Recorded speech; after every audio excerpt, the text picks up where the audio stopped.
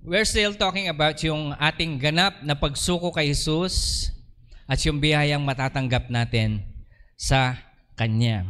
Ngayon, napag-usapan po natin last week that we now belong to the Lord. We do not belong to the world. And all of the things that the world offers, dapat po natin ay tinatanggihan na. Ngayon po, pag-usapan naman natin ngayon, kasi some of us are thinking na why is it that the Lord is unfair? Do you think the Lord is unfair? Sa palagay niyo po ba, unfair si Lord sa mga bagay-bagay sa mundong nangyayari ngayon? Bakit may mayaman? Bakit may mahirap? Bakit may magandang kalusugan ng iba? At yung iba naman ay bakit sakitan? Bakit naman yung iba buong pamilya? Bakit yung iba hiwa-hiwalay? Some of us think na God is unfair. Why is it like that? Pwede naman ako ilagay ng Panginoon o sabihin na natin na nung ipinanganak ka, pwede ka naman ilagay ng Panginoon sa mayaman na pamilya. Pwede ka naman ilagay ng Panginoon sa buo na pamilya, hindi broken family. Pwede ka naman ilagay ng Panginoon sa magandang kalusugan nung ikaw ipinanganak. Why is it that some of us are in that particular situation? Because God knows, I want you to keep this in your heart, no? Sabihin natin, God knows what He's doing. Bakit kaya ito ginagawa ng Panginoon sa atin? It's because God knows our capacity. Remember that when God created us all, He breathed on us. Ang ibang mga bagay sa mundo dito ay sinabi niya lang, let there be light, and there was light. Let there be, let there be, let there be. But when He created you and me, hinubog niya tayo sa Kanyang mga kamay. At sinibukan niya tayo para tayo magkabuhay. Ang ibig sabihin lamang nito, alam ng Panginoon kung ano ang Kanyang ginagawa. Dahil ikaw at ako ay nanggaling sa Diyos, alam niya yung kapasidad ng bawat isa sa atin. Amen po ba? God gave many of us choices in life. Some of us, He gives many choices. Some of us, He gives little choices. Because God knows when He gives you more than you should have, you will mess things up. Ganun ba kaalam ng Panginoon ang bawat isa sa atin? Tanungin ko kayo, alam niyo ho ba yung bilang ng bawat strand ng buhok ninyo? Tayo nga, hindi natin alam, di ba? Pero ang Diyos, alam niya. So, ang ibig sabihin lamang nito, He is so much interested in us. Because He knows everything about us. So ngayon, some of us were given little chance to hold things. And some of us were given a lot of chance. What are these things?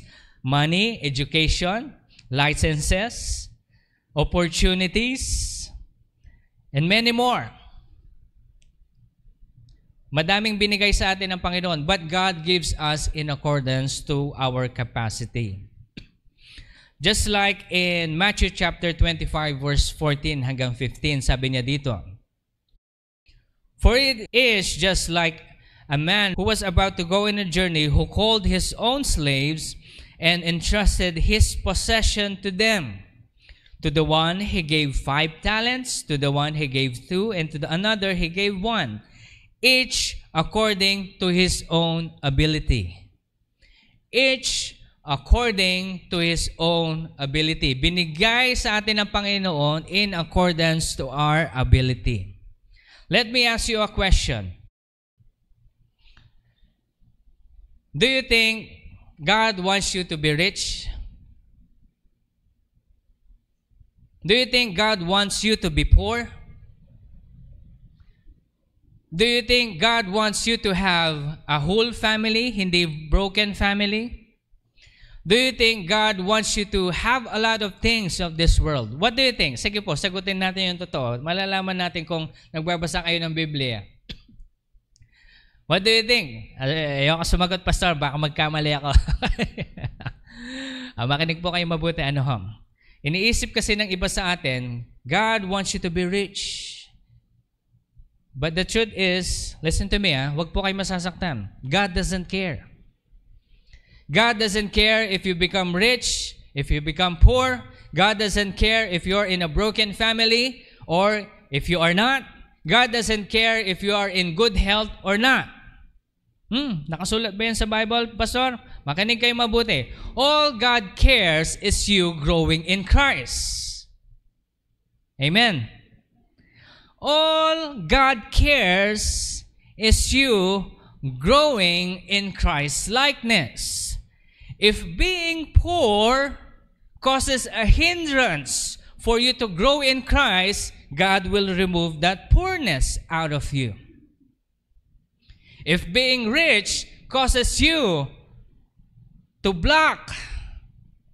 blocked by God's progress of growth in your life in Christ, then God removes your wealth. But if your sickness causes you to trust in God, God will give it to you. Ganun ba yun, Pastor? Bakit na lang ganun? Hirap na kami sa buhay namin. But it causes you to trust in God. Ang sumatotal po nito is, ito po yung ilagay natin sa ating mga isip-isipan sa puso natin. Ano ho? You are a manager of Christ's creations. You are a manager of everything that you have. Lagay natin ang ating kanang kamay sa ating dibdib. Sabihin natin, manager lang ako. Come on. Manager lang ako. Ngayon, isipin nyo kung ano yung meron kayo. Manager ako ng pamilya ko. Manager ako ng aking trabaho. Manager ako ng aking wealth. Manager ako ng aking health. Nothing belongs to you. It all belongs to? Amen. It all belongs to the Lord Jesus Christ. Now, when we have this concept of in our hearts, tinanggap na natin na manager lang ako, mawawala na yung selfishness. Nakukuhain nyo ito? Kasi kapag hindi na tayo selfish sa mga bagay-bagay, ito, bahay ko to, ito, kotse ko to, ito, ganito ko to, and we always say na mine, mine, mine, mine, mine, and we become selfish of things. But when God gave you something, binigay sa iyo, nasa palad mo at binigay sa iyo ng Panginoon, sasabihin mo ngayon sa Panginoon, Lord, anong gusto mong gawin ko dito? Everything. What you have received. And when our mindset at nilagay natin sa ating isip, nilagay natin sa ating puso na manager lang ako. Lahat naman ito, isipin niyo mabuti. Lahat ng bagay dito sa mundo ay ipinagkaloob lamang ng Panginoon sa atin. Simulan natin sa ating sarili. Yung health mo, pinagkaloob lang yan sa iyo ng Panginoon. Yung pamilya mo, pinagkaloob sa iyo ng Panginoon yan. Tanungin ko po, mga magulang, kayo ba yung namili ng mga anak ninyo na pipiliin nyo na ito ang lalabas, na ito ang magiging ugali niya? Kayo ba namili? Hindi. Lumabas na lang yan, then boom! Bakit ako nagkaanak ng ganito? Iba sa atin. Yung mga ibang anak naman, sasabihin nila na, hindi ko naman gustong pumunta dito sa mundong ito. Sasabihin ng mga magulang, hindi naman ikaw yung gusto namin maging anak. But the truth here is, God gave us and placed us accordingly because He has a plan. Remember, God doesn't care about everything else. Yes, He cares for your welfare and everything. Pero ibibigay niya yan sa New Jerusalem. Okay? New Jerusalem, saka na natin pag-uusapan yon. Pero dito kasi ngayon, all God cares right now, right at this very moment, is for you to grow in Christ. Lumago tayo sa ating pagiging halintulad ni Jesucristo. Amen? Kaya wag nating isipin na, yes, God wants you to be wealthy. Yes, God wants you to be blessed. Nakasulit yan sa Psalms. Yes, God wants to prosper you. And He rejoices. He enjoys you seeing you and me nagpa-prosper in many aspects. Remember, no? Yung prosperity na definition ni Lord, it's not the prosperity that we think about. The prosperity we think about right now is what the world gives. Katulad po ng isang example ko sa inyo last week, ang prosperity iniisip natin is yung wala tayong problema, wala tayong utang, walang may sakit, buo yung pamilya natin, pwede nating iwanan yung malaki nating bahay at yung mga madadami nating kotse sa ating mga servants, sabihin na natin yung ating mga katulong. Tapos andun tayo sa beach, we are, what? Miinom tayo ng buko juice. Yun ang sinasabi nating prosperity. That is not prosperity. If that kind of prosperity hinders you in growing in Christ, God will take it away. Ngayon, ang maging attitude natin, ang maging attitude natin, lahat ng meron ako, it belongs to the Lord. Everything that I have belongs to God. Kapag ganun yung attitude natin, minamanage ko lang to. At kapag nagmamanage tayo ng bagay-bagay na ibinigay sa atin ng Panginoon, ang gawin natin palagi ay lagi dapat nating sabihin mo sa katabi mo, doblehin mo. Doblehin mo. Yun ang kagustuhan ng Panginoon. Okay? That's why some of us are given little chance, given little choices, because God knows that when He gives you more, you will mess things up. Amen. Clear po yan. So, ito yan. God gave us these different levels of prosperity in regards to finances, levels of prosperity in terms of education, in licenses, kung saan tayo pumapasa ng mga licenses, because not everyone has been given a chance to have their license. Okay? Opportunities. God has given us influence, prosperity in accordance to our own ability to handle them. Amen? Yan. Alam niyo po nung unang taon na nagpapastor ako, first year, kala ko sumunod na ako kay Lord. Lord, susundan kita. Pero throughout these years, sabi ko, Lord, wala po akong income. Hindi ko alam kung paano ako mabubuhay dito, Lord. Sabi ko, Lord, how? Ito makinig kayo mabuti para makita nyo kung ano yung nilalaman ng puso ko. Makikita nyo kung paano ibinigay sa akin ng Panginoon at hindi niya binigay yung mga dapat na hindi niya ibigay sa akin. Ngayon, sabay-sabay kami kasi education po, graduate po ako. So, ngayon, exam na. Wow, exam! Sige. Look at this. In my heart, sabi ko, pag nakakuha ako ng license, aalis ako ng bansa. Lord, dahil wala na akong mapapala dito. 1 taon, 2 taon na ako nagpapastor. Sabi ko, Lord, there's no progress. I mean, there's progress in your people. Sabi ko, at least a little. Sabi ko, may nagiging change. Pero Lord, paano naman ako? How can I live? Sabi ko. Then in my heart, sabi ko sa sarili ko, kukuha ako ng license. Pag pumasa ako, aalis ako ng bansa. Because I can. Exam. Tapos ko nag-exam. Pagtas ko ng exam, for some reason, alam niyo diba mayroon yun yung ABCD? ABCD, tapos for some reason, ewan ko, nung nag-uusap-usap na yung mga kasama ko, naano mo yung D, naano mo na yung, may D ba? Parang wala akong nakitang D. Sabi ko, but ABC lang sa akin, bakit ako walang D? Lahat ng D ko, di bagsak. Look at this, because of my heart. Wrong heart attitude. Pumasa ka, pastor? Hindi. Hindi ako pumasa. Hindi ako pumasa because my heart is wrong.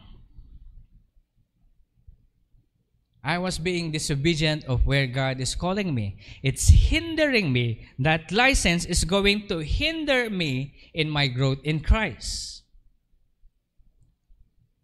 And I was so young, tinatanong sa Lord, Lord, bakit hindi mo binigay? And the Lord was so blunt and told me, kasi alis ka ng bansa. Hindi ko bibigay sa iyo, anak. Mag-stay ka dyan, magpastor ka. Then I did. And gusto kong gawing example ito ngayon sino ba itong mga pumasa? Si Desiril, no? Example natin si Desiril, no? When God spoke to him regarding the prophecy of the word of the Lord, leading him to his calling, God gave him a different call. So, ang naging attitude nito ni Desiril, na ano tuloy si ano, no? Na highlight, okay. Ngayon, God gave him an instruction.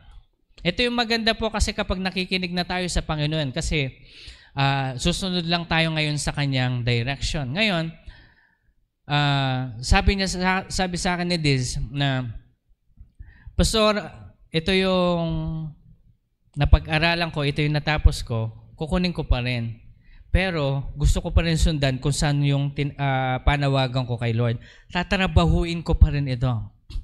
Then alam ko, maalala ko, sinabi niya sa akin, Pastor, magte-take ba ako ng exam or what? Mag-take ka, sabi ko. Go!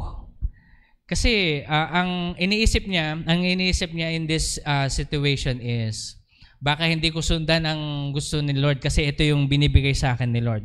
Well, it's actually secret yun, no? Sa kanya lang yun. Pero pinursu niya pa rin ito, at the same time, pinursu niya pa rin yung license.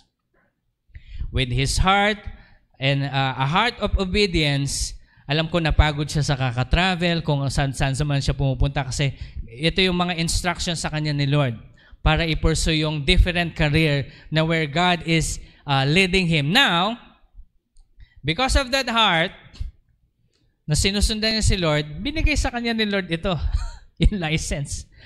Ngayon, bakit binigay sa kanya at bakit hindi binigay kay Pastor? Because my heart is wrong and his heart is right. When our heart is wrong with certain things, we are asking for wealth, we are asking for prosperity, healing, and all of the things that we are praying to the Lord. But if your heart is wrong and it will hinder you to grow in Christ, He will not give it to you. Amen? Kaya ngayon, settle our hearts. Lord, is my heart correct over praying this matter? Because when you pray for something and your heart is wrong, He will not give it to you. Ang tanong ngayon, Pastor, how can we make our heart correct with God? Sabihin natin, obedience. 1, 2, 3, go. Obedience. All God cares is you obey His word. Is you obey His calling. Obey wherever God is leading you to. When you obey God, He will prosper you. He will give you more to handle. Sabi ng Panginoon sa Matthew 25, dito sa parable of the talents, yung isa binigyan niya ng 5, yung isa binigyan niya ng 2, at yung hindi niya pinagkakatiwalaan, binigyan niya ng 1. Okay? Ang tiwala ng Diyos, hindi libre. Ulitin ko po Ang tiwala ng Diyos, hindi libre. Libre ang salvation, libre ang kaligtasan, na sino man tatanggap kay Jesucristo bilang Diyos at tagapagligtas, sila ay maliligtas. Pero ang tiwala ng Diyos, hindi libre. Kailangan mo itong ipunin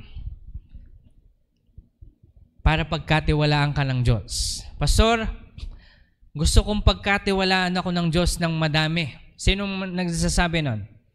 Okay? Sige nga, taas natin mga kamay kung gusto nyong pagkatiwalaan kayo ng Lord ng madami. Lord, pagkatiwalaan mo ako ng madami.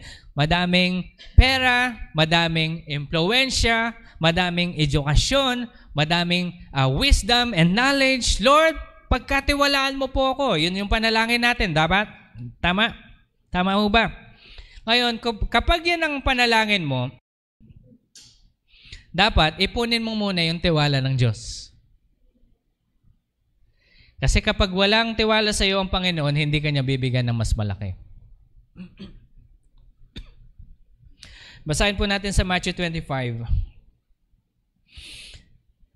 Ngayon ito naman sa 25 verse 19.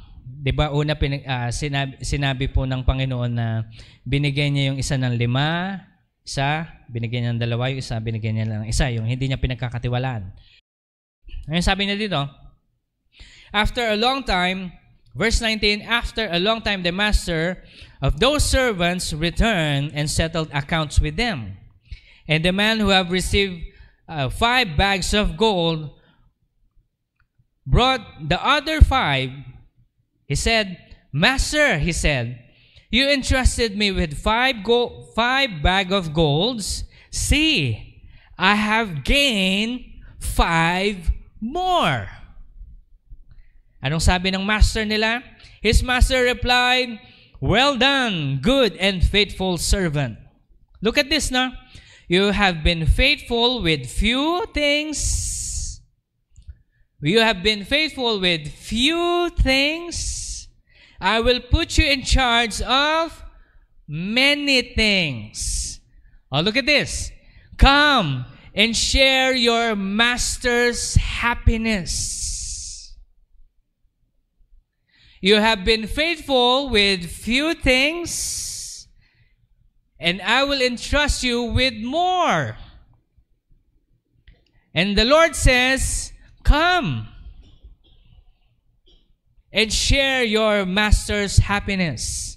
The same thing happened to the person whom the Lord gave 2 bags of gold. Sabi niya dito, the man with 2 bags of gold also came. Master, he said, masaya siya.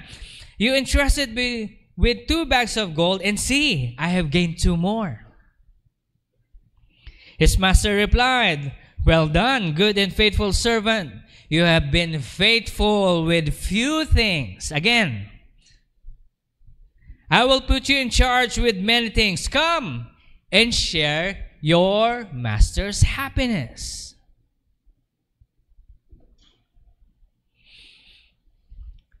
Ngayon pa lang, dapat makikita natin dito ngayon kung paano dapat natin gampanan, i-handle yung binibigay sa atin ng Panginoon. We're not just talking about your finances, we're talking about your health.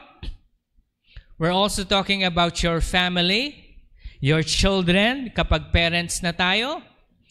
We're talking about your, sabihin natin, yung trabaho mo, kapag ikay empleyado, kapag ikaw naman ay businessero, yung inyong business, ibibigay natin yan sa Panginoon at sasabihin natin sa Panginoon, Lord, tingnan mo yung binigay mo sa akin. Businessman ka, kunyari, binigyan mo ko ng isang branch, Lord. Ngayon, tingnan mo, meron na akong branch sa ganito. That is actually being faithful to what God has given you. Amen? O balik naman tayo dun sa, simple lang, pastor, wag naman masyadong business type. Lord, binigyan mo ako ng extra 100 pesos. Tingnan mo, Lord, after 1 week, 200 na siya. Ang tagal, 1 week. Pero okay na lang yun kasi andun pa lang tayo sa level na yun. Sabihin na natin, no? O tas-tasa natin ng konti. Sabihin na natin, binigyan ka ng extra bonus. Ito, sa mga empleyado, meron ho kayong bonus? Sinong may bonus dyan? Magtaas ng kamay. Okay, ayaw akong sabihin, pastor, kasi baka malaman ng aking pinagkakautangan na may bonus ako. Okay, makinig kayo mabuti, no? Sabihin na natin, meron kayong bonus na 5,000. Ang problema sa ugali ng mga Pilipino, nagka-bonus ng 5,000, saan pumupunta? SM. Tara, SM tayo, meron akong extra. Wrong attitude. Hindi, pastor, pampaano ko lang naman, pangpaluho ko lang naman. Kasi syempre, pagod-pagod ako sa work, ganyan-ganyan. No. God entrusted you with few things.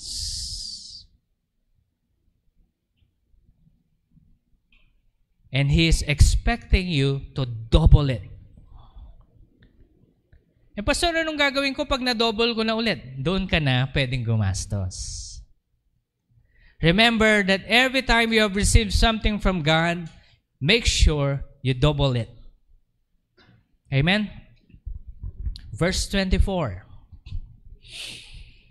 Then the man who had received 1 bag of gold came.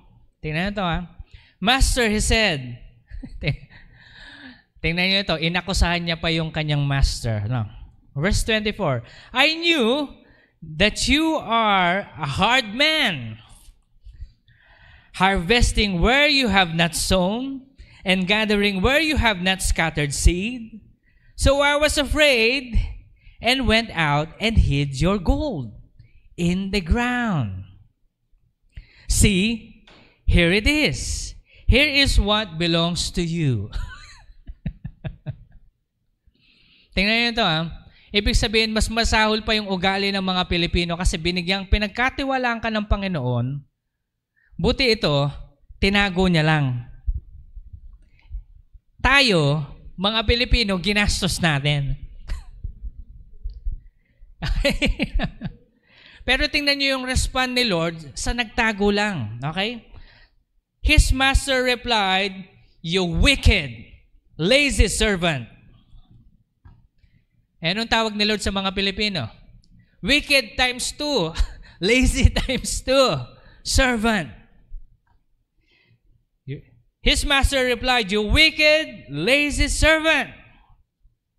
You knew that I harvest where I have not sown, and I gather where I have not scattered seed. Well, you should have put my money on the deposit of the bankers, so that when I return, it will have received it back with interest."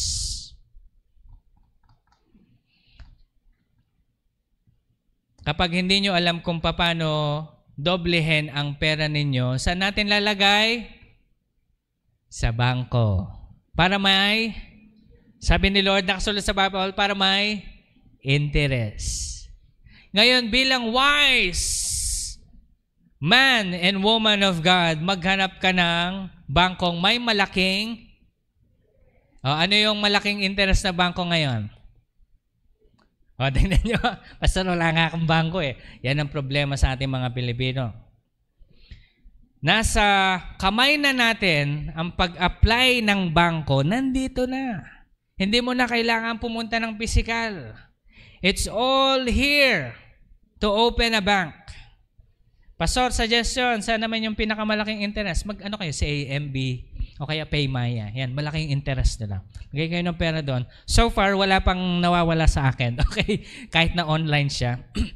Kasi ang technique ko, maglalagay muna ako ng maliit. Maliit muna. Tingnan muna natin for a month. Tingnan natin pag may nawala o kaya may na-magic yung pera, at least maliit, hindi masyadong masakit. Okay?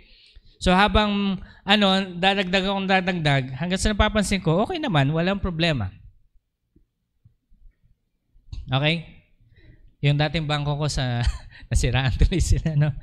Sa PS Bank, walang interest sa PS Bank, nakakainis, no? Pero safe sila, no? Kaya we need to be wise. Ilagay natin yung pera natin sa mga dapat. Amen? Kasi pag nandoon na, hindi mo na hawak, hindi mo magagalaw. Pastor, i-connect natin sa TikTok shop. Ayan. Yan kasi ang problema sa ating mga Pilipino, bili tayo ng bili. Alam niyo po, bumibili ako palagi. Pero, I make sure, na yon, nadoble na yung na-receive ko. Kapag nadoble na yung natanggap ko sa Panginoon, ngayon yung dinoble na yon, sa akin na. Nagets niyo? Pwede kong gastusin. Hindi as lahat, no? Hindi as lahat. May percentage doon. Siguro ituturo ko yan someday. May percentage doon na ang gagawin ko ngayon, yung sobra na certain percentage, yun yung aking pambili ng mga bagay-bagay. Mga gusto ko. Yung mga wants lang. Okay? Ang problema kasi sa atin, kapag tayo tumanggap ng ating salary, wants ka agad. Remember this? Double it. Kaya sabihin mo sa katabi mo, doblehin mo ang binigay sa iyo ni Lord. Okay? Doblehin mo. Okay? Yan. So, ang point lang po dito sa part na itong pinag-usapan natin to. God wants you to double the money, education, talents, opportunities, influence, leadership, and all kinds of prosperity that comes from God. Amen. Pastor, pwede bang i-double yung opportunity? Yes. Kapag nakatanggap ka ng opportunity, halimbawa, in-offeran ka ng something, galingan mo kapag binigay sa'yo. Halimbawa, binigyan ka ng trabaho sa ganitong certain company. Tapos pagdating mo doon, lalamya-lamya ka. Hindi mo dinodoble kung ano yung binigay sa'yo ng Diyos. Ngayon, kapag unang pasok mo pa lang, kasi nabigyan ka ng opportunity makapagtrabaho, nag-apply ka, nabigyan ka ng opportunity, galingan mo. Kasi pag ginalingan mo, bida ka. Pag naging bida ka, meron kang promotion. Pastor, ang problema naman kasi kapag nagbida-bida ako, bibigyan ako madaming trabaho, tapos yung sweldo ko, ganun pa rin. Aba, lipat ka ng trabaho. Kasi may mga ganun po talagang empleyado, pero hindi naman lahat ganun. Mostly, ito parang si Aaron, si Aaron ulit, no? Parang si Aaron, no? Bigyan ng trabaho to the point na sinasabi ng kanyang mga katrabaho na siya daw yung anak ng boss. Kasi lagi siyang pinapaboran. It's not because, look at this. It's not because that you are you. It's because you double what God has given you. Amen? Ayan po. Pati education, sa talents natin, ano ba yung talents mo? Sa education, kapag alam mo na, di mag-aral ka pa, i-increase mo yung iyong value para kapag nag-apply ka ng trabaho, alam mo yung value mo, alam mo yung tatanggapin mo. Halimbawa, yung value mo medyo mataas, tapos ino-offeran ka ng mas maliit na sweldo, hanap ka ng mas malaki. Amen? Kasi alam mo yung value mo. Pero wag kayo yung value-valuehan lang. Meron kasing iba naghahanap ng konting trabaho at malaking sweldo. Ang tawag doon, panaginip. Okay? Hindi mangyayari yun. Kailangan mong tapatan ng talento yung pinapasok mong trabaho. Amen? Kaya wag natin sasabihin na, alam mo yun, gusto natin yung malaking sweldo, konting trabaho. Hindi mangyayari yun. Okay? Dahil kapag ikaw ay business owner, ayaw mo mag-employ, magkaroon ng mga empleyadong tamad. Lahat ng business person, magsabi ng amen. Okay? Madaming mga businessero sa atin, no? Yan, good. So, ito yan. Now, let's go to another topic within this scope na ating pinag-uusapan. Ang lesson dito is when God gives you something, you double it. When God entrusts you with something, remember, you are a manager. God entrusts you with something, you double it. Always. Amen? Kaya yung katawang mong yan, hindi na yan sa'yo. Iingatan mo. Amen? Hindi dahil masarap, kain ka ng kain. Okay? Hindi dahil malakas-lakas ka pa, sige, hataw. No. Discipline. Gusto natin mabuhay na matagal? Ayaw nyo yata. Ayusin mo natin. Doblehin natin yung ating good health. Amen. Now, when God prospers you, you remain humble. And let not your achievements go to your head. But always remind yourself that you have received all of these things because of God's grace. Remember, you are a manager of God's blessings. Tapikin natin yung katabi natin, sabihin natin, be humble. Ang iba sa atin kasi ang problema sa ibang mga Pilipino, konting kasaganahan lang, malaki na ang ulo. Na-promote lang at nadagdagan yung sweldo ng 100, ang yabang na. Hindi po ako nagbibiro. Madami akong napapansin na ganito. Ang konti lang ng nilaki ng sweldo mo, yabang mo na. James chapter 4, verse 10. Sabi niya dito, humble yourselves before the Lord, and He will lift you up. Humble yourselves before the Lord, and He will lift you up. If you want promotion in your, sabihin natin sa pinagtatrabahuan mo, if you want promotion sa inyong business, if you want promotion to your good health, to your family, to your household, kasi ang bawat bagay na yan may promotion. Okay? Ang kailangan mo lang gawin, humble yourself. Amen? Proverbs 11, verse 2.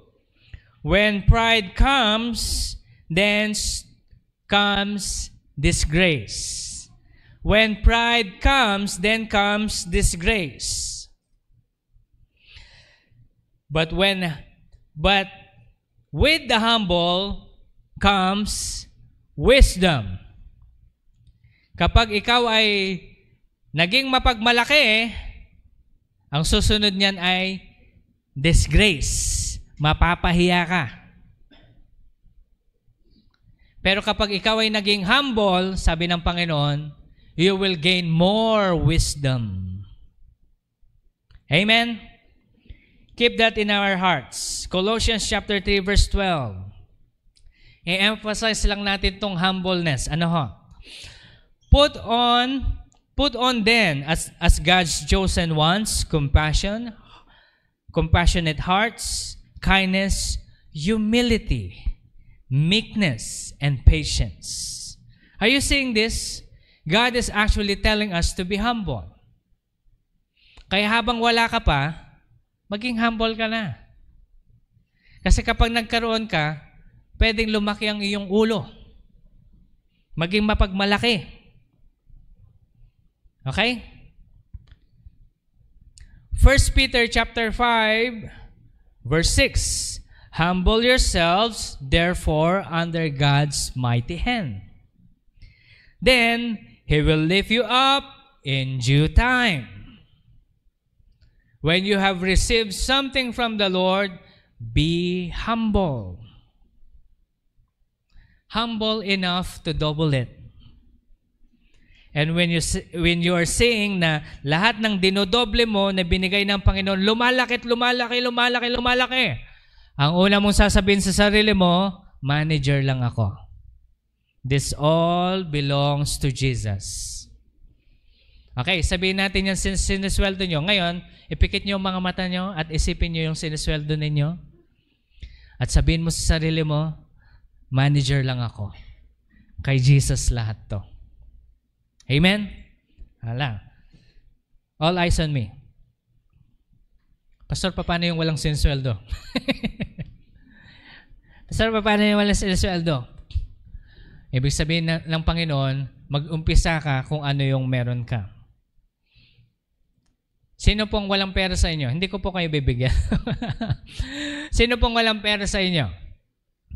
Magtaas ng kamay. At tingnan nyo, lahat kayo may pera. Ibig sabihin, meron kayong dodoblehin. Amen? The Lord says, be humble enough to double what God has given you. Amen? Pastor, hindi ko alam paano doblehin to, kaya nga doon tayo luluhod at mananalangin. Yan. Kaya minsan, yung kahirapan natin, ang nagdadala sa atin sa paglago sa atin sa pagiging katulad ni Jesucristo. Kasi luluhod ka talaga at iiyak, Lord, tulungan mo ko. Ginawa ko po yun. Ginawa ng iba sa atin yun, na umiyak tayo at lumuhod sa Panginoon. And when God prospers us, He wants us to become humble. Do not be proud, but be wise in handling what God has given you.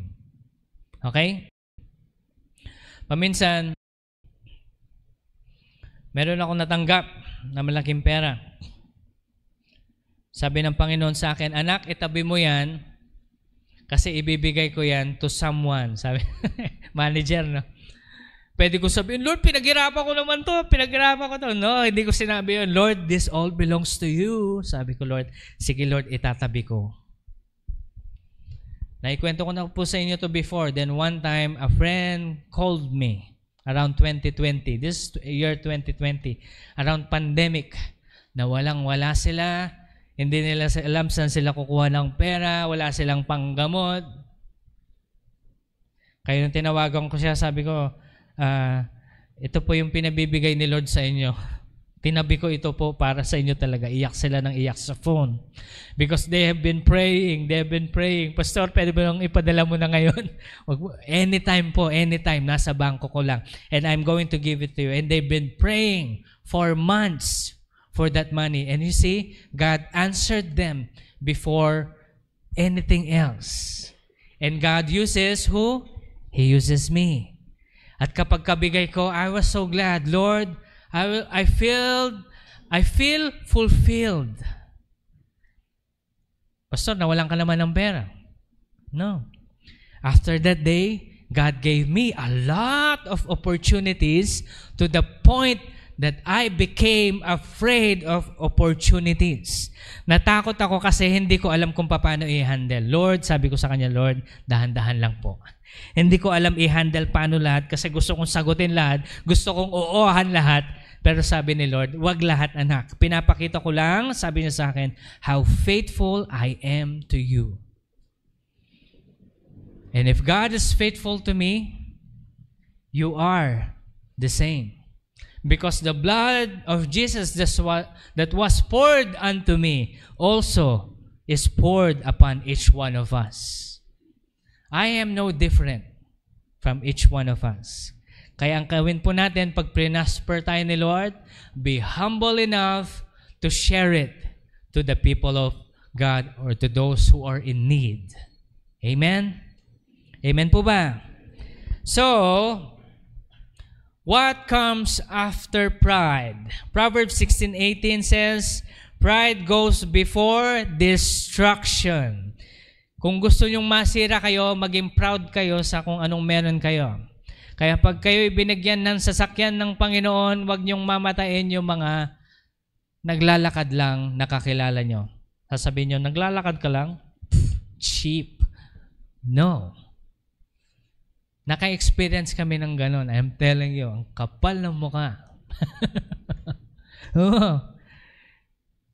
Akala nila na sila na yung pinakamayamang nilalang sa mundo.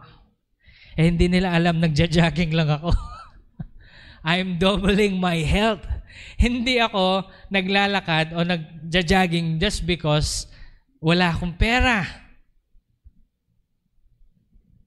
No. At yung mata pa nila parang na-experience ko yun, I'm telling you. Does it hurt, Pastor? Sa akin, kasi ako mabilis ako mag-brush off ng mga ganun. So, I don't really care. I don't really care. But you see, these kinds of people, pride goes before destruction. If you want to be destroyed, then become arrogant. Become superior. Become disdainful. Alam niyo yung disdain? Yung kapag nakita mo yung yan. Disdain ang tawag dyan. Huwag natin kaugalian yung mga bagay na ganyan. Kasi kapag ganyan tayo, you will be destroyed. Pride goes before destruction. And a haughty, arrogant, superior, disdainful spirit before a fall. How can one become proud? If you think, look at this, no? Tingnan nyo to. Paano magiging proud ang isang tao? If you think you are better than your older or younger sister, brother, you are better than your father, your mother. If you think that you are better than your leader, your boss, or anyone assigned higher than you. Nasabi mo na ba sa sarili mo, bakit siya yung pre-nomote? Mas magaling ako dyan. Careful! That's arrogance. Bakit siya yung prinomote? Mas matagal ako dito. I've been here for the longest time. Tapos siya yung prinomote. Hindi naman patas si boss, tapos maghanap ka pa ng kakampi mo. Di ba? Sasabihin naman ng kaibigan mo, sa tingin ko tama si boss. Masyado kang proud eh. Ang mahirap po kasi, sa may ibang tao, sila yung nagtataas ng sarili nilang bangko. Anong ibig mong sabihin, Pastor? Kapag magaling ka sa isang bagay, huwag mong itaas yung sarili mong bangko. Magaling ako. Magaling ako sa ganito. Matalino ako. Talented ako. No. Mahiya ka sa sarili mo. Let other people praise you and give it to the Lord afterwards. Ngayon, kapag sinabi ng isang tao sa inyo, o sabihin na nakita ng ibang tao sa inyo na, uy, ang galing mo mag-speak. One time, meron nang sabi sa akin, Pastor, napaka-anointed. Ang galing mo mag-preach. We're so blessed. Ngayon, pag ang false humility is ganito, hindi naman ako magaling. Huwag mo sasabihin yon. Sabihin mo, thank you. Praise the Lord. To God be the glory. Tapos ang usapan. Kasi pag sinabi mo, hindi naman. Ipipilit nila, magaling ka. Hindi, magaling ka. Hindi naman. O sino napapurihan, di ba? Ikaw. Pero pag sinabi mo, all glory belongs to God. Praise the Lord. Ilang beses ko na narinig yan. Lalo na kapag nagsusong lead ako nung younger days ko. Talagang may lalapit sa akin. Sasabihin nila, brother, you're really good. I felt the presence of the Lord when you worship. All glory belongs to the Lord Jesus Christ. Habang nagsasalita siya, all glory belongs to the Lord. Tapos kinamayan ko lang siya. Tapos ang usapan. And the glory belongs to Jesus. Kaya kapag napapurihan kayo sa inyong mga achievements, kanino natin ibabalik? Remember, you are a manager. Give it back to the Lord. Amen. Kaya wag nating iisipin na mas magaling ka sa iyong boss, mas magaling ka sa iyong colleague, mas magaling ka sa iyong nakakatandang kapatid. No. Remember, promotion always comes from God. All kinds of promotion. Okay? Ngayon, basahan ko po kayo ng kwento. Buksan po natin yung Bible natin sa Numbers. Numbers chapter 12, verse 1 and onwards. Medyo mahaba po ito. Pero ikukwento ko in a kwento kind of discussion. Ngayon, sabi niya dito sa verse 1, Then Miriam and Aaron spoke against Moses because of the Cushite woman whom he married. Yung Cushite woman po, itong Cushite woman, yung pinakasalan ni Moses ay isa siyang black. Okay? Black po siya. Alam naman natin yung mga ibang lahi, racist. Itong si Miriam saka si Aaron ay napaka-racist. Tingnan nito. Sabi ni Miriam saka ni Aaron, Then Miriam and Aaron spoke against Moses because of the Cushite woman whom he married. For he had married a Cushite woman. And they said, Has the Lord indeed spoken only to Moses, through Moses? Has He not spoken to us as well? Sabi nila sa Tagalog, si Moses lang ba yung kinakausap ni Lord? Hindi ba kinakausap din tayo ni Lord? Sabi niya kay Aaron. No? Si Miriam ito. Okay? So ito, tingnan niyo. Now, the man, Moses, look at this, was very humble, more than any man in the whole earth. He is, ulitin natin, humble. Okay, keep that in mind. Sabi ni Miriam, the Lord not spoken to us as well? Tingnan ito. Then the Lord heard them. Narinig sila ng Diyos. sa kanilang pinag-uusapan. And verse 4, sabi niya dito, "Then suddenly the Lord said to Moses, Aaron, and Miriam." Tingnan nyo, kinakausap sila ni Lord right there and then. "You three come out from the tent meeting." So the three came out, and the Lord came down in a pillar of cloud and stood at the doorway of the tent. And He called Aaron and Miriam. Sabi niya, lapit kayong dalawa. And when they had come forward, He said, ito yung sabi ni Lord sa kanila, "Hear my words. If there is any prophet among you, I, the Lord, will make myself known to him in a vision." O kapag may prophet, anong sabi ni Lord? "I will make myself known unto them in a vision, and I shall speak to them in dreams." Ibig sabihin, if you had a vision from God, if you had a dream that comes from the Lord that He wants you to share it, to edify the people of God, you are a prophet. Okay? Now, look at this. Verse 7.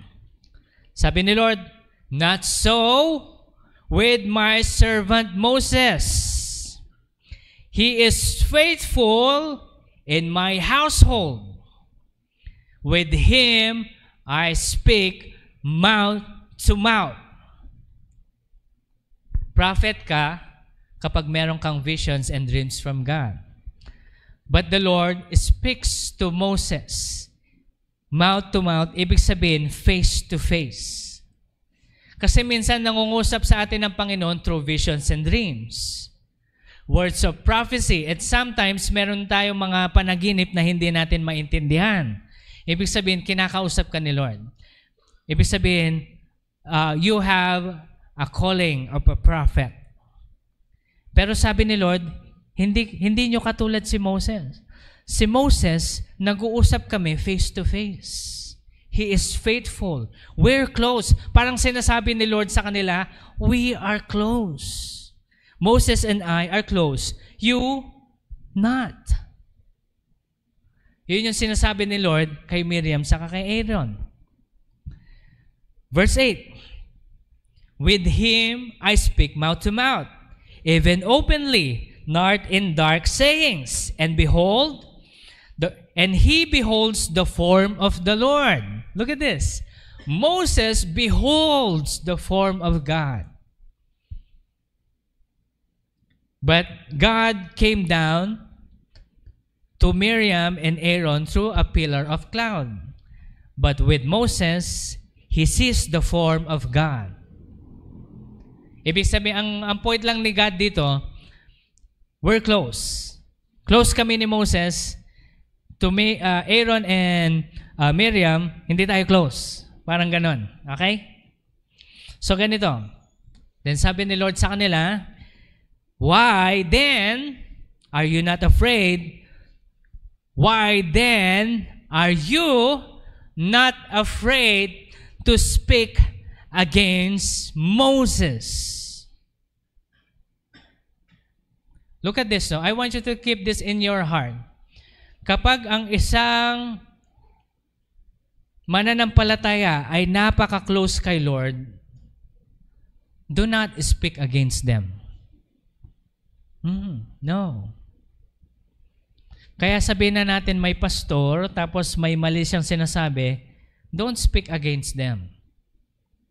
Kapag truly pastor sila, no? Hindi yung pastor-pastoran. Okay? Kapag talagang tinawag sila, na alam nyo na evidence yung blessing nila, yung anointing nila nag-flow, do not speak against them. I'm not talking about me. Okay? Because ako, alam ko, manager lang ako ng anointing na to. Manager lang ako ng panawagan na ito. But be careful if a person is very close to the Lord. Verse 9, tingnan nyo anong nangyayari sa kanila. "So the anger of the Lord burned against them, and he departed." Against Miriam and Aaron, no? But when the cloud had withdrawn over the tent, behold, Miriam was leprous, as white as snow. Ngayon, ikikwento ko na lang yung the rest of the verse. Sabi ni Aaron kay Moses, Lord, do not take this sin against us. We have been foolish saying these things against you. Tingnan nyo makinig kayo, no? Tingnan nyo yung pride. Yung pride, nagdadala yan ng kasalanan. At ang bawat pride, sabi sa Bible, then comes destruction. Anong nangyari kay Miriam? When the Lord departed, kasi siya yung nag-initiate speaking against Moses, when the Lord departed, she became leprous, as white as snow.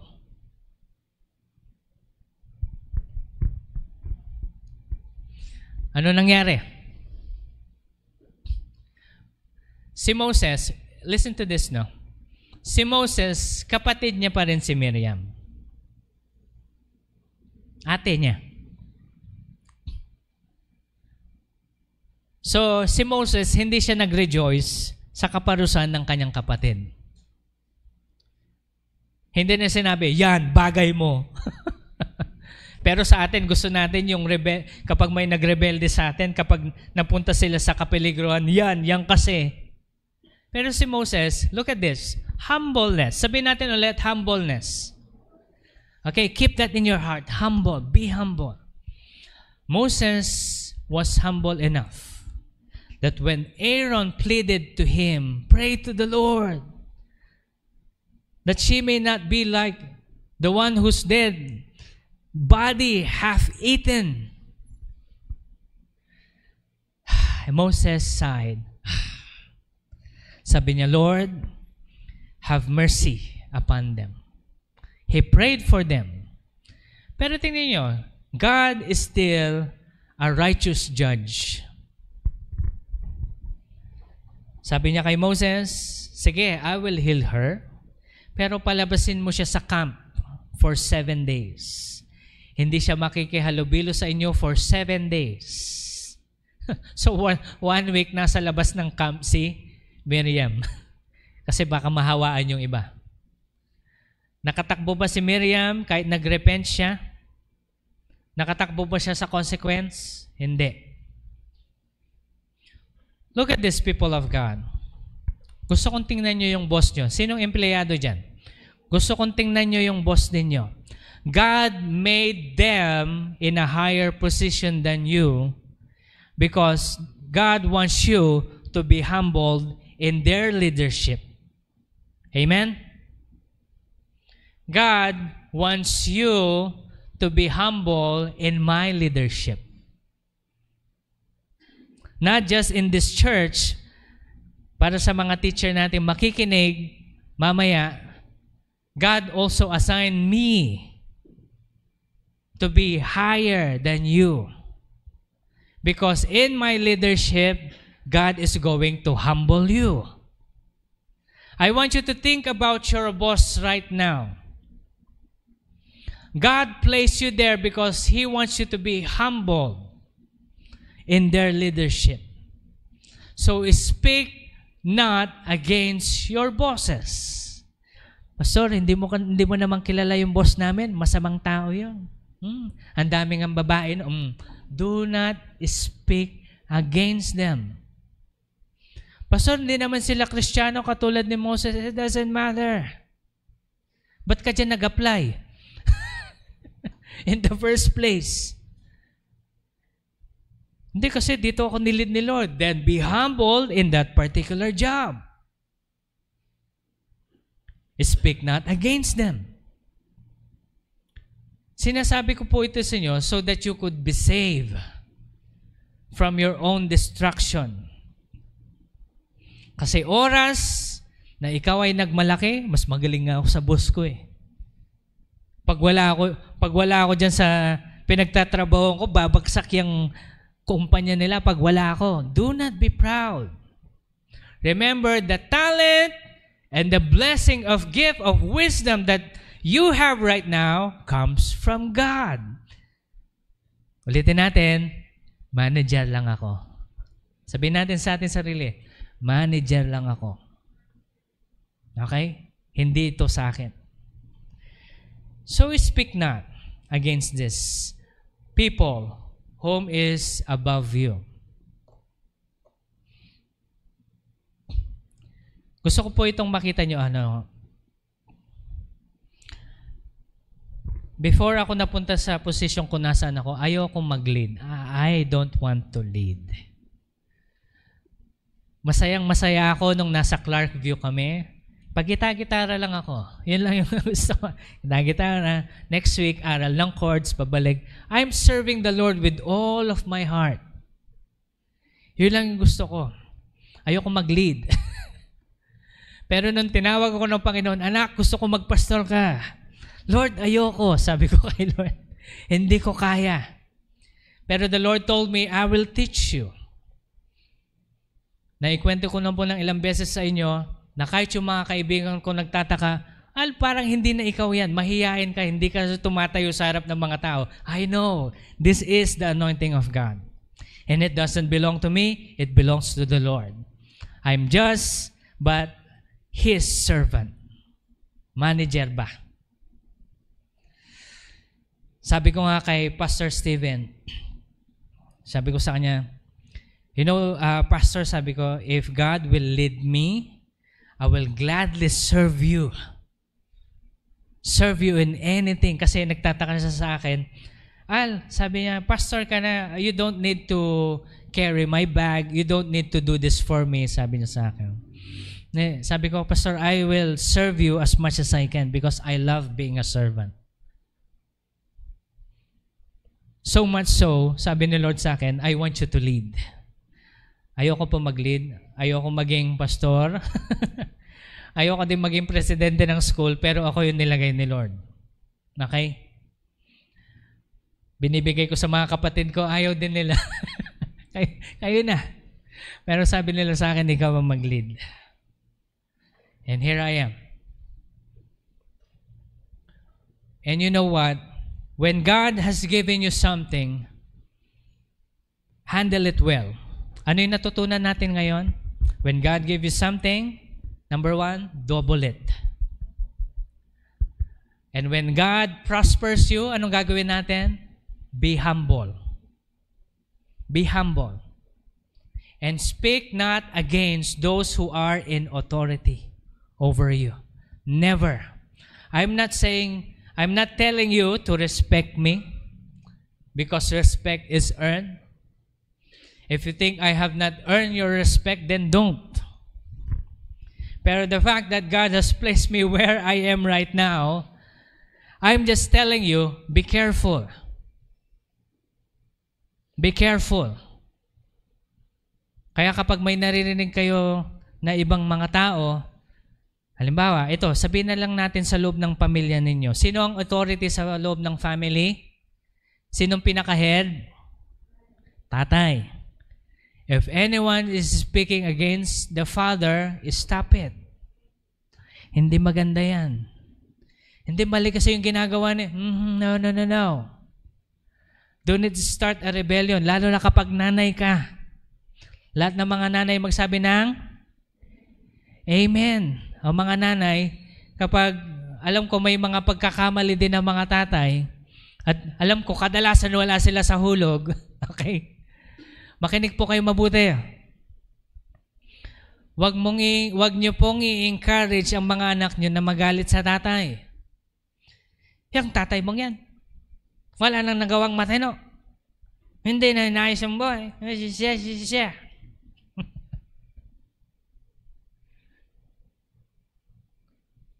Ikaw bilang anak, ayaw mo maging bastos. Change topic ma.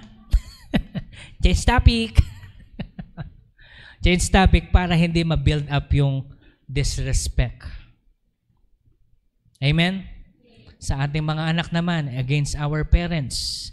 Sa ibang ating mga kapatid, sasabihin natin ganito, ganyan, si nanay, si tatay, ganyan. Ikaw na nakakaalam ng salita ng Diyos, hindi, pastor, hindi mo kilala yung nanay at tatay ko. Makinig kayo mabuti. Pwede mo lang bastusin ang magulang mo kapag i-rape ka na ng magulang mo. Yun lang. Other than that, salbahe sila, tinatrato kayo hindi maayos. Respect them. Amen? Pero kapag i-rape ka na, iba magsumbong ka na sa polis. Sasamahan pa kita. Pakukulong natin tatay mo. Okay? Ganun lang po yan. So unless you come into that point, no. So, dito po natin i-end itong topic na ito. A fully surrendered heart to God is giving Him our life, making Him as our Lord and Savior. Because God wants to prosper us in many ways. He rejoices over our prosperity. He doesn't care if you prosper or not. As long as you grow in Christ in your particular situation, He will give it to you. And when God prospers you with something, anong gagawin natin? Double it. Lastly, if God prospers you, be humble and do not be proud and speak against those who are in authority over you. Amen? Have we learned something today? Let's all stand in the presence of God and give Him glory. Bigyan natin ng papuri ang Panginoon. Ngayon, bago tayo mag-ending, gusto ko pong isipin nyo lahat ng prosperity nyo ngayon. I want to think about all of your prosperity. Meron kayong good health. Amen? Meron tayong provision. Amen? Buo yung family natin. Amen? Walang away-away. Merong konti, pastor. Pero at least okay lang yon. Kasi yung sa iba, talagang demandahan pa sila. Nagdedemandahan na ba kayo? Kasi ano kasi yung problema sa mga gustong-gusto daw laro ng mga magkakamag-anak? Agawang lupa. Agawang lupa. Ngayon, magalak kayo kapag ang problema nyo lang is yung away-away lang na normal. Pero kapag yung mga demanda na, at least wala pa tayo doon. At kapag kayo ay nandoon na, magpatawaran po tayo. Because God wants us to do that for Him. Now, all of these things, isurrender natin ngayon kay Lord. Okay? Lord, manager lang ako. Come on, let's close our eyes. Let's close our eyes and tell the Lord, Lord, manager lang ako ng family ko. Kapag tatay ka, manager lang ako ng family ko, manager lang ako, vice manager lang ako kasi nanay ako. So, bilang nakakatandang kapatid, ano lang ako, manager ng manager ng manager. Okay? But Lord, binibigay namin ito lahat sa iyo. This all belongs to you. Ngayon, isipin niyo yung sweldo niyo, yung trabaho niyo, yung business ninyo, yung wisdom, education, knowledge that God has given you. Tell the Lord, Lord, all of these things belongs to you. I own nothing. I came here on earth with nothing, Lord God, and I will leave this earth with nothing.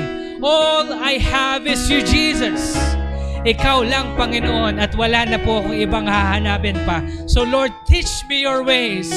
Help me learn your ways, so Lord God, that whatever you have entrusted me will grow in double and double, Lord God, until it prospers into your ways, so Lord God. And Lord, when I prosper, come on, tell the Lord, when I prosper, Jesus, I will give back all the glory into your name, that people will say, I prospered because of Jesus Christ. And I will also declare, thank you, Lord, for you have blessed me.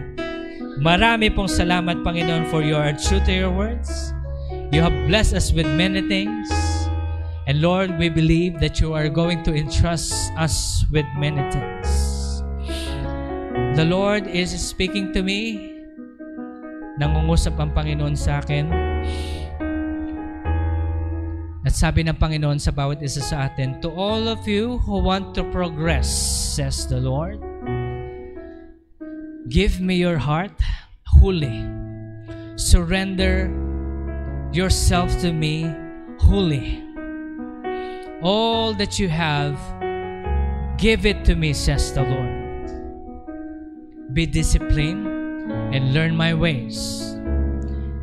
And all of the things that you will do, listen to this, the Lord says, double it, and I will entrust you with more next year, and next years, and the years to come.